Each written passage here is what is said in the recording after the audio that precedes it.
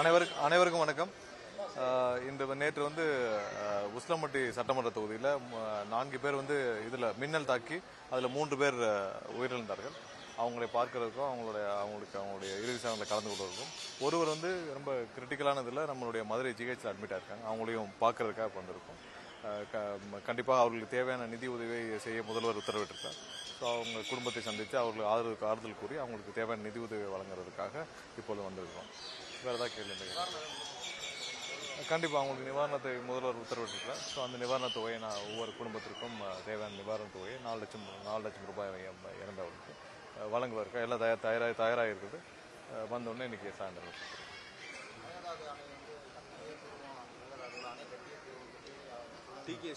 எந்த காலத்திலும் நம்மளுடைய தமிழக முதல்வர் அண்ணன் விஜய் அவர்கள் எந்த காலத்திலும் மேகதாது அணையை கட்டுவதற்காக அனுமதிக்க மாட்டார். அது இல்லாமல் அதுக்கு தேவையான அனைத்து சட்டப்பூர்வ நடவடிக்கையும் எடுக்கிறதுக்காக அனைத்து விதத்திலும் அனைத்து துறைகளிலும் முடக்கிவிட்டுள்ளார்.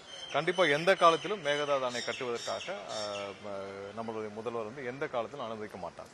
பிரதமரை சந்திக்க உள்துறை அமைச்சரை சந்திக்க இது குறித்து மீனவர் பிரச்சனை தமிழக பிரச்சனை குறித்து முதல்வர் என்னென்ன தமிழக தேவை குறித்து தமிழக பிரச்சனை குறித்து தமிழக மக்களுக்கான தேவைகள் முதல்ல தமிழகத்திற்கு தேவையான நிதிகள் இது அனைத்தையும் சேர்த்து இன்னைக்கு முதல்வரோட சந்திப்பு இருக்கும்.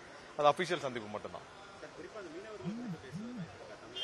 இல்ல எல்லா பிரச்சனைகளும் சேர்த்து தமிழக மக்களுக்கான பிரச்சனைகள், தமிழக மக்களுக்கான தேவைகள், தமிழக மக்களுக்கு எதெல்லாம்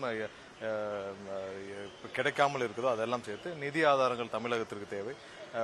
பல வருடங்களாக நிதி ஆதாரங்கள் தமிழக சேர வேண்டிய நிதிகள் கண்டிப்பாக வழங்கப்பட வேண்டும். இதெல்லாம் சேர்த்து தான் முதல்வருடைய சந்திப்புகள் இருக்கும். ஒன்லி அபிஷியல் சந்திப்பு. இல்ல திமுகவினர் அவங்களுக்கு என்ன செய்யறதுன்னு தெரியாம இருக்காங்க. உயர்ந்த அழுத்தத்தில் இருக்காங்க.